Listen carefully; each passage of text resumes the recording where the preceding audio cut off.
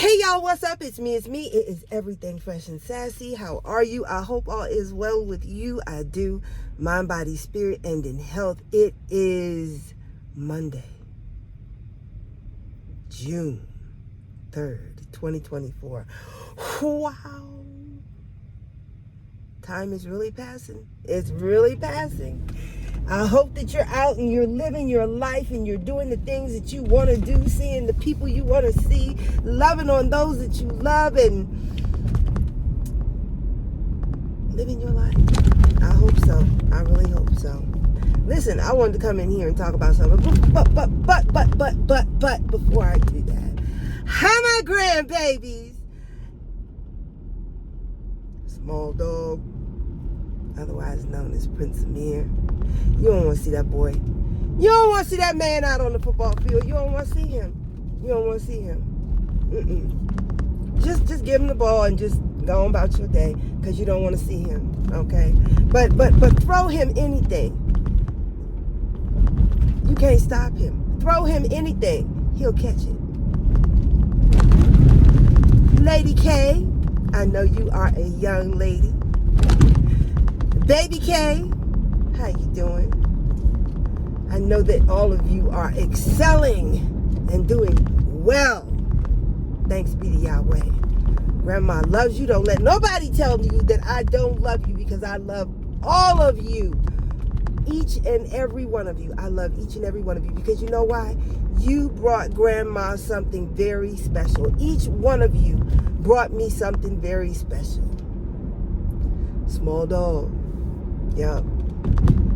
He taught me just how adult and how caring and compassionate and understanding a young child can be. Because when he was about 6 years old, something had happened. And we were playing a game. We were at my son's house, and we were playing a game. And something happened. And then, we got back to what we were doing. And we tried to get back to what we were doing. And my grandson said, Grandma, that's okay. We don't have to play. He said, you got bigger things to worry about right now. And I was like, oh! He was only like 6 years old when he said it. But just that he was so adult about the matter, and so understanding and so empathetic.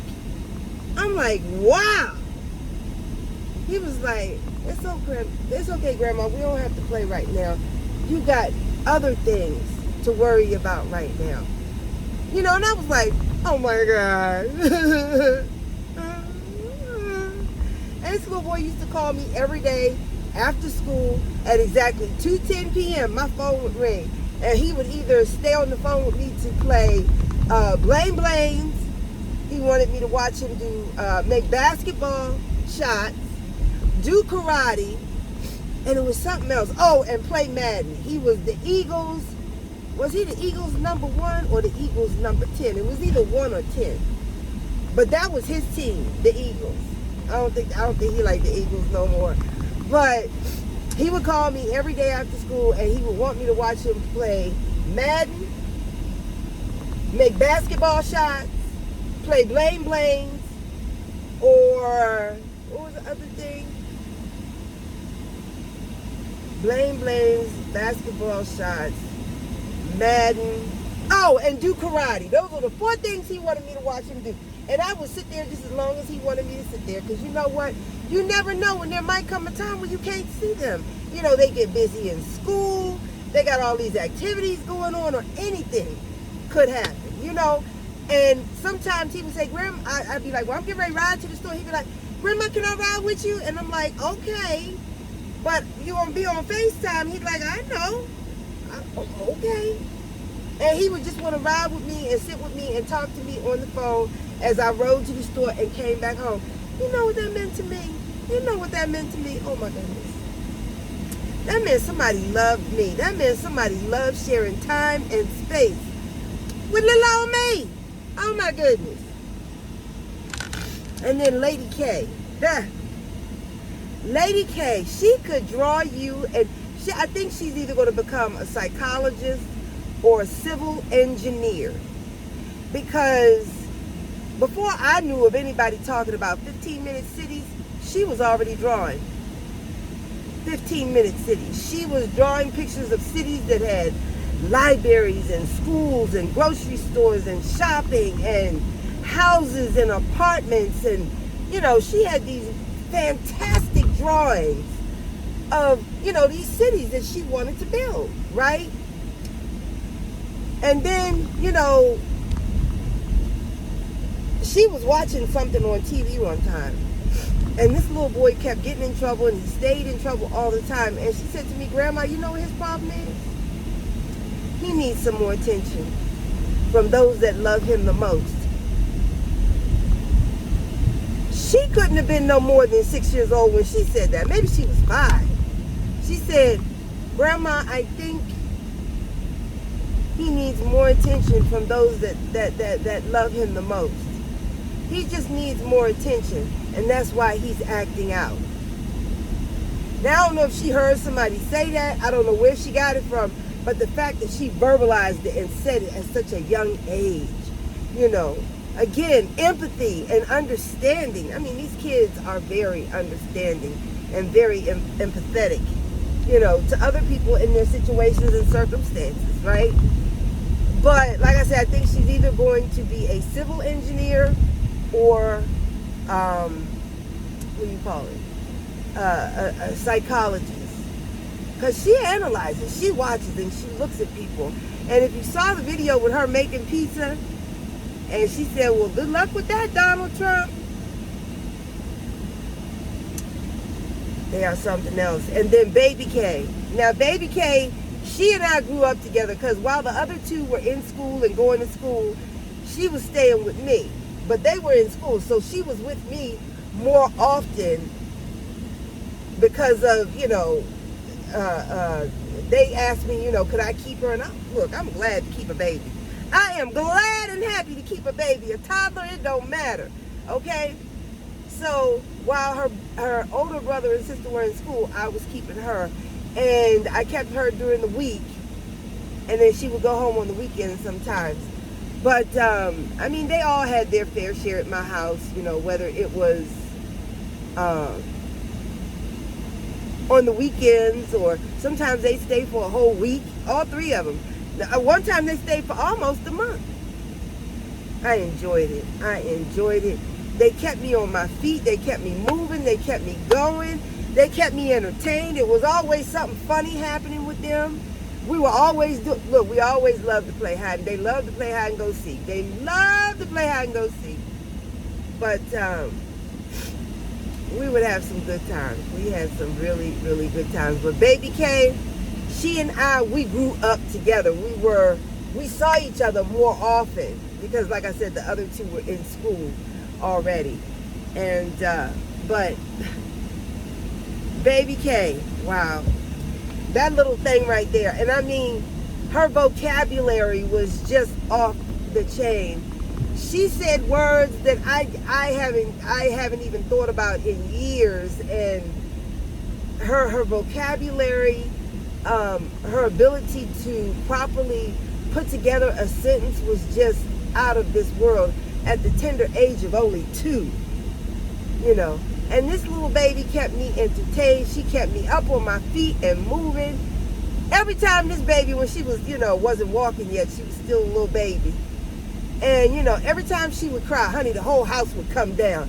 Get her bottle, get her pamper, get her, she needs some wipes, she needs her teething ring, get it, hurry up, get it. She kept all of us on our toes. And when she was able to finally start talking, she was really attached to us, and she was very attached to me. And if she didn't see me in the room, she would look around and Grandma's not here. She would say, Grandma! And I'd say, yes? And she'd say, come here! Oh, where did she get this come here from? And only 2 years old. Grandma, yes? Come here! And I'd say, okay, I'm coming, here I come. And I had to keep saying I'm coming, because if I didn't keep my voice audible for her, then she'd get scared or she'd get worried and she'd start fussing and crying. Grandma, Yes, come here. Oh my goodness, she kept us all entertained. Just such a sweet little baby.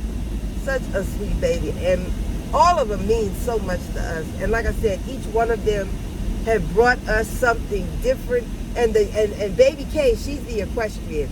Loves horses. She can tell you everything about a horse. Everything about a horse's anatomy. How you measure a horse by hands. She can tell you everything that you need for a horse. A bit, a bridle, a saddle, and what's the thing that goes under the saddle?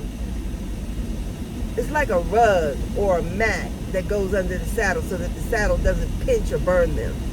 I forget what they call it. She knows everything. Hoof pick, how to clean their hooves, salt, carrots. She knows it all. But she loves horses. She really loves horses. And she's a great dancer. And her and her sister, Lady K and Baby K, they love to sing. And Prince Amir, he's a dancer. He's a dancer. But like I said, they keep me entertained. They are just, oh my goodness. Don't let nobody tell you grandma and grandpa and auntie and uncle don't love y'all, because we do. And you know how much fun we have together, and you know how much we love you. Those are my babies, my babies, my babies. But anyway, just wanted to say that. But listen, I got a message for you. You know how I told you, I walk and talk with Yahweh each and every day. I walk and talk with him every day. But I want to tell you something that he shared with me. I want to tell you because I said it in a video I think that I did, either my last video or the video before the last. And I mentioned, I'm not sure, but if I didn't mention it, I'm mentioning it now. If I did mention it, I'm repeating myself, but okay. But anyway, I got a message one time, and it was only once, and this was like when I first started out on YouTube, and somebody said something about, you can't possibly be happy all the time like that. You're a fake, you're a phony. Nobody's ever always that happy. And let me address it again.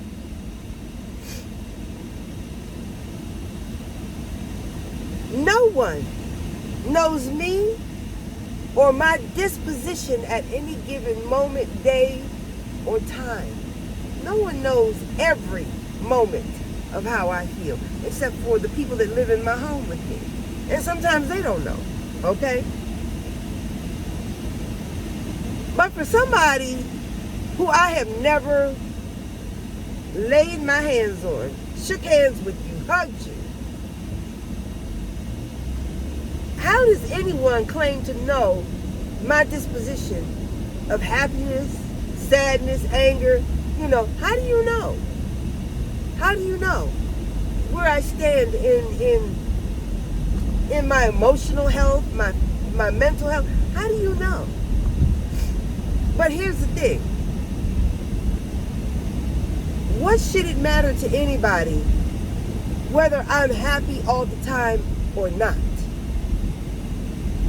If I am happy all the time, what's the problem with that? If I were someone that was happy 24/7, what's wrong with that? Am I hurting you in being happy? Am I hurting anybody in being happy 24/7? How does that impact anybody else if I'm happy all the time? How? Excuse me.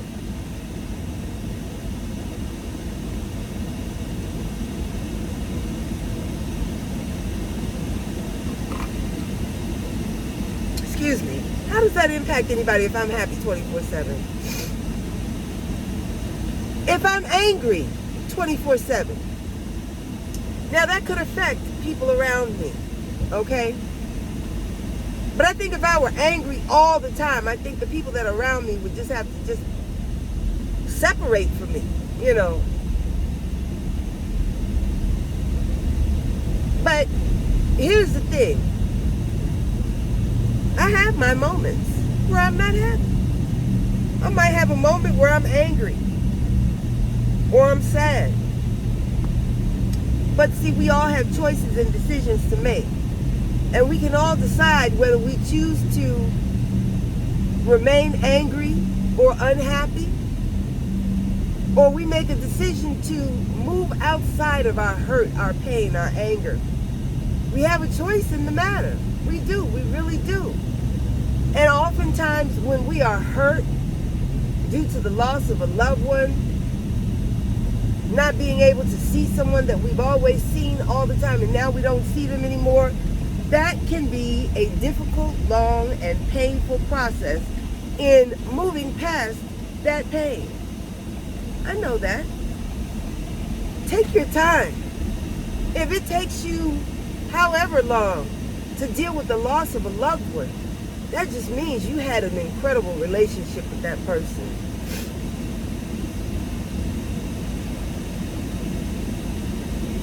And that it's going to take you some time to move beyond. I don't judge people when they're dealing with pain and hurt. I don't judge people like that. That's not my place nor my position. But I have a choice. And oftentimes, and my family will tell you, I might get mad about something and I might fuss. Doggone it, why did you do that? I told you, don't do that. I don't want that. Okay, somebody hand me the water, please. Okay, let's get ready to eat. I'm moving on. I'm on the next thing. When I'm angry or mad about something, I get it out right then and there. I say what I got to say, and we move on. Ain't nobody got time to be angry, pouting, slamming doors for the next 3 hours. Ain't nobody got time for all of that. Say what happened. Say what made you angry. Say how it made you feel and move on. Life is too short. But see, some people choose to live in their anger. And here's the big part. Not only do they choose to live in their anger and their hurt, people that hurt them 20, 30, 40 years ago, they choose to live in that anger and that hurt. How do I know they choose to live in it? Because they talk about it all the time. They bring it up all the time. They talk about it all the time. They can't move past, they can't get past that anger, that hurt, that pain. You know, now, I think the difference between the pain and the anger, you know, pain is one thing. Anger, I think you have a little bit more choice about being angry. Because you can make a decision. Am I going to sit and wallow in my anger? Or am I going to find some beauty and make things in my life beautiful, peaceful, joyful? You have a choice in that matter, I think, when you have something that you're angry about. You have a choice in the matter. But here's the other part. Not only do some people choose to live and dwell in their anger, but then they incorporate, they engage with other angry, mad people to validate them being and feeling mad or angry. Let me tell you something. Like I said, if I'm mad about something, I speak on it, I say why I'm angry, I say why I feel the way I feel, and then it's done. In 5 minutes, it's done. I said what I had to say. I fussed, I yelled, I said what I had to say. Now we're moving on. We are happy again. We are doing what we're supposed to be doing. I don't have time to be angry. I don't have time to exert that type of energy on being mad or angry or hurt. I don't have that type of energy, that type of time to be angry or mad about somebody, you know, especially when this anger goes on for months, weeks, years. And then angry for what? Angry for what? There's nothing that anybody can be angry over. There's very little anybody can be outside of murder. People can be angry for it, that you can't talk about, work out, fix, and move past. Now, if you're still angry months and years later, and someone has not committed the worst sin, and that would be murder, you should be able to move on. You should be able to move forward. That's a respect of life. You've been given a gift, and that gift is life. What do you choose to do with it? Do you choose to be angry? Do you choose to hold grudges? Do you choose to stay mad? Do you choose to just live in a place of, well, I was hurt then, and I'm going to stay hurt, and I'm going to live in this hurt for the rest of my life? Is that what you do? Is that what you train your children to do?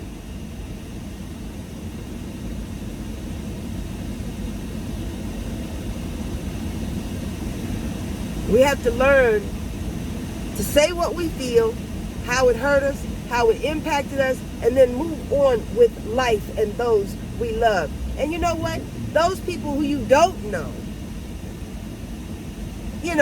again, there are people who choose to be angry, and then not only be angry, but they incorporate other people to be angry with them. And if it means even that they lie to get others to be angry and mad with them, they'll lie. Excuse me.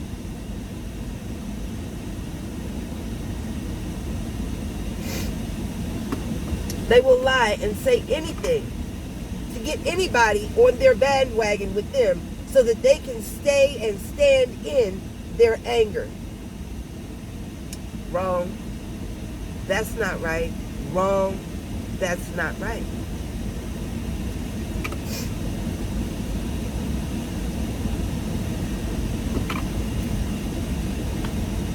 But people who, my thing is, if I'm mad or upset or angry about something, I can do that by myself. I can stand 10 toes down. I don't need to draw a crowd to be angry or mad with me in order for me to be angry or mad.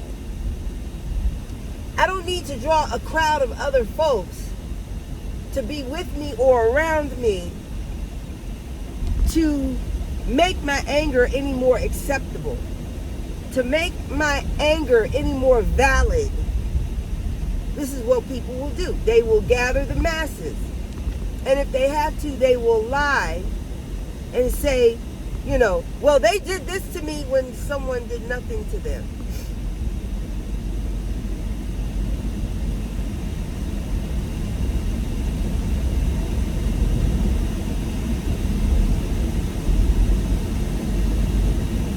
Like I said, if I'm angry, upset, hurt, or mad, I do that by myself. I deal with it by myself. If somebody else was a part of me being angry, I go to that person. I said, look, this is what happened. I didn't like it. It made me feel. And then after that, let's move on. Let's move forward. Ain't nobody got time to be sitting in anger, hurt, or pain. We got too many other things going on in this life that we need to address and work through. We need each other as family. We need each other as community. We've got enough people riding against us, saying that we ain't shit. We don't need it coming from our own homes, families, loved ones, friends, and neighbors. We got enough riding against us.